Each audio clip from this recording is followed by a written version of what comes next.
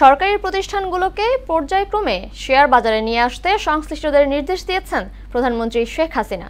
দুপুরে একনেক পরবর্তী ব্রিফিংয়ে সরকার প্রধানের অনুশাসন তুলে ধরেন পরিকল্পনা মন্ত্রণালয়ের সিনিয়র সচিব সত্যজিৎ কর্মকার। তিনি বলেন, ভবিষ্যতে কোনো প্রকল্প শেখ হাসিনা নামে নামকরণ না করারও নির্দেশ দিয়েছেন প্রধানমন্ত্রী। সভায় ৫,৫৬৩ কোটি টাকা ব্যয়ে 10টি প্রকল্প অনুমোদন পায়। আরও জানাচ্ছেন নাসির উদ্দিন।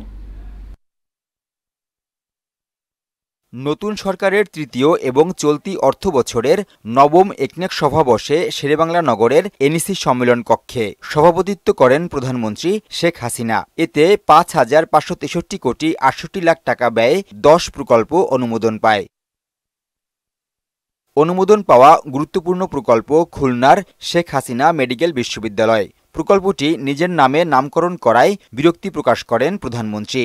বৈঠক শেষে ব্রিফিংয়ে এ বিষয়ে জানান পরিকল্পনা মন্ত্রণালয়ের সিনিয়র সচিব। ওনার দুইটা অবজারভেশন আছে এই বিষয়ে। প্রথমত হচ্ছে শেখ হাসিনা নামটা বাদ দিতে হবে এবং মুরাল যেটি আছে সেটা বাদ দিয়ে এই মুরালের টাকাটা অন্য জায়গায় খরচের ব্যবস্থা করতে হবে এবং এই বিষয়ে মাননীয় প্রধানমন্ত্রী একটু উষ্মা প্রকাশ করেছেন ওনার নাম ব্যবহারের ক্ষেত্রে এবং ভবিষ্যতে বলেছেন যে এই মাননীয় প্রধানমন্ত্রীর নাম ব্যবহারে উনি অনুমতি দিবেন না। ছাতক সিমেন্ট কারখানা সহ সরকারি প্রতিষ্ঠানগুলোকে পর্যায়ক্রমে শেয়ার বাজারে অন্তর্ভুক্তির বিষয়ে অর্থ বিভাগকে ব্যবস্থা নিতে বলেছেন সরকার প্রধান। শেয়ার বাজারে আমাদের যে কোম্পানিগুলি আছে, সরকারি কোম্পানিগুলি আছে, সেগুলি যেন শেয়ার বাজারে অন্তর্ভুক্ত হয়। অর্থ মন্ত্রণালয় উনি অর্থ বিভাগে এই বিষয়ে কাজ করার জন্য অনুশাসন দিয়েছেন। আরেকটি হচ্ছে নদীতে যেসব ব্রিজ নির্মাণ হচ্ছে সেগুলি যেন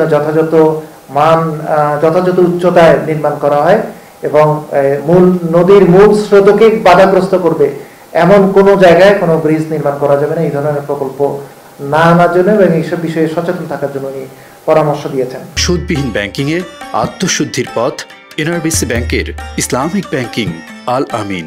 পুঁজিবাজারে সরকারি প্রতিষ্ঠান অন্তর্ভুক্ত হলে প্রতিযোগিতা বাড়বে বলে জানান পরিকল্পনা মন্ত্রী আব্দুস সালাম। উদ্দেশ্য হলো কোম্পানিগুলোকে কার্যকরী করা এবং প্রতিযোগিতা সৃষ্টি করা তাদের মধ্যে প্রাইভেট কোম্পানির সাথে। সঠিকভাবে প্রকল্প নিলে উন্নয়ন ত্বরান্বিত হবে বলেও জানান মন্ত্রী। 1 বছর যেতে না যেতে টাইম এক্সটেনশন সেটাও কিন্তু ঠিক নয়।